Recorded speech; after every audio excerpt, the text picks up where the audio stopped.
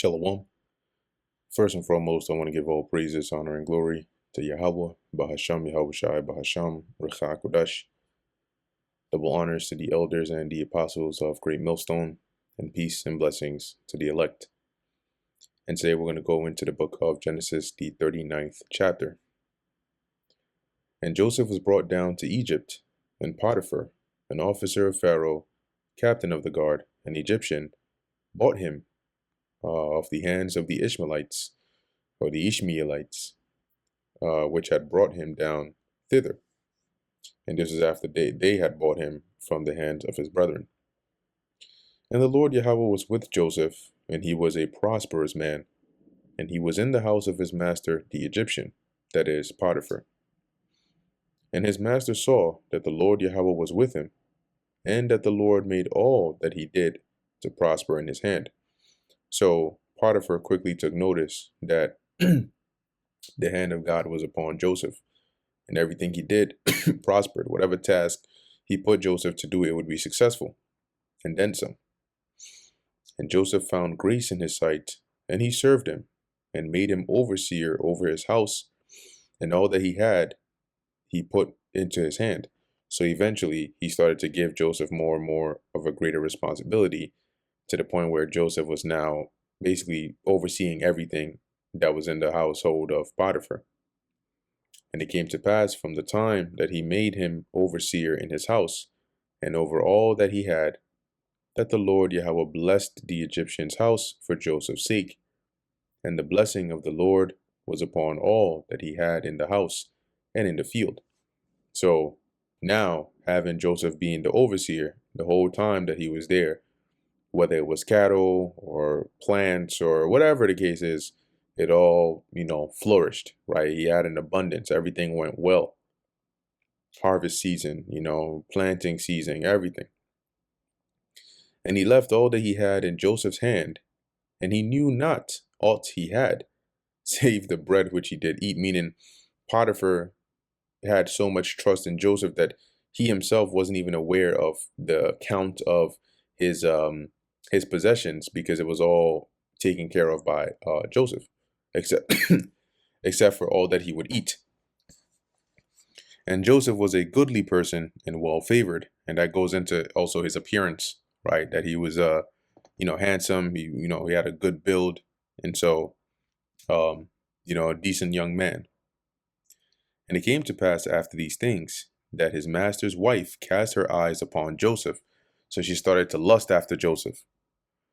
And she said, "Lie with me."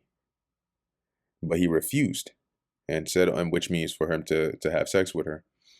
And he said unto his master's wife, "Behold, my master wotteth not what is with me in the house." Meaning, his master is not even aware of the things that are in the house. And he hath committed all that he hath into my hand, right? And that's because he trusts me so much that he doesn't even concern himself with those things. There is none greater than this in this house than I. Neither hath he kept back anything from me but thee. So everything is in basically anything Joseph wanted, his master would have given him, obviously, except for his wife. And that's what Joseph is trying to explain to her. Because thou art his wife, how then can I can I do this great wickedness and sin against God in committing adultery with you? And it came to pass, as she spake to Joseph day by day, that he hearkened not unto her to lie by her or to be with her. So she kept trying to seduce him day by day, looking for little opportunities here and there, maybe trying to touch him a certain kind of way. And he just, he would just constantly resist it. Like, no, that's not, nope, nope, nope, nope, nope. Try to avoid her. And it came to pass about this time that Joseph went into the house to do his business. So, one of the days when Joseph went into the house to conduct his work, maybe to record some numbers or whatever the case is that he was doing. And there was none of the men of the house there within, that she caught him by his garment, saying, "Lie with me." And he left his garment in her hand and fled, and got him out. So she basically was like, "Oh, you gonna take it by force, you know, whether you want to or yes." And he was able to, maybe a little struggle, but he was able to uh, flee because she grabbed his garment. So he was able to probably unravel himself out of it and then run out. And it came to pass when she saw that he had left his garment in her hand and was fled forth, that she called unto the men of her house and spake unto them, saying, See, he hath brought in an Hebrew unto us to mock us.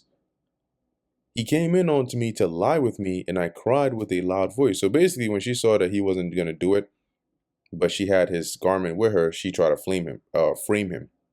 So she calls the men, right, of the house, and she says, Look, this Potiphar went and brought this Hebrew to come and make a fool out of us. And here it is. He tried to come and lie with me. And when I said no, and I screamed, right, verse 15, and it came to pass when he heard that I lifted up my voice and cried, that he left his garment with me and fled and got him out. So she made it seem like Joseph was the one who tried to come and force himself onto her. And when she screamed, he ran away and ended up leaving his garment. And she laid up his garment by her until his Lord came home. So she basically kept his garment so she could use it to frame him even more. And she spake unto him according to these words, saying, The Hebrew servant which thou hast brought unto us came in unto me to mock me, i.e., he tried to fool around with her. That's what she's saying. And it came to pass, as I lifted up my voice and cried, that he left his garment with me and fled out. Now, number one, Joseph was a servant, right, in Potiphar's house. So if it came down to his word versus hers, chances are Potiphar was going to listen to his wife. Number two, there's a scripture that mentions in the Apocrypha not to speak to a woman concerning whom she is jealous. And the scriptures also tell you jealousy is the rage of a man. So even if it's not true, the way she's saying it, his emotions get involved. And he's not analyzing the situation. He's like, nah, I gave you everything, and this is what you're trying to do now. You're trying to go for my wife? So Potiphar wasn't trying to hear it. And it came to pass when his master heard the words of his wife, which he spake unto him, saying, After this manner did thy servant to me, that his wrath was kindled. And Joseph's master took him and put him into the prison, a place where the king's prisoners were bound, and he was there in the prison. And the Lord was with Joseph, and shewed him mercy, and gave him favor in the sight of the keeper of the prison.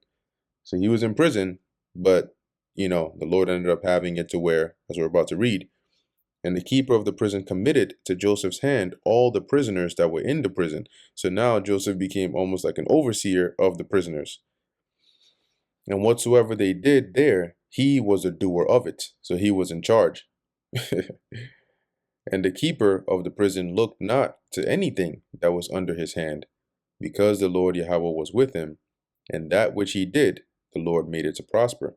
So the warden, you could say, wasn't concerned about any matters that were going on in the prison, because he trusted that however Joseph would take care of it, it would come out right, because the Lord was with him.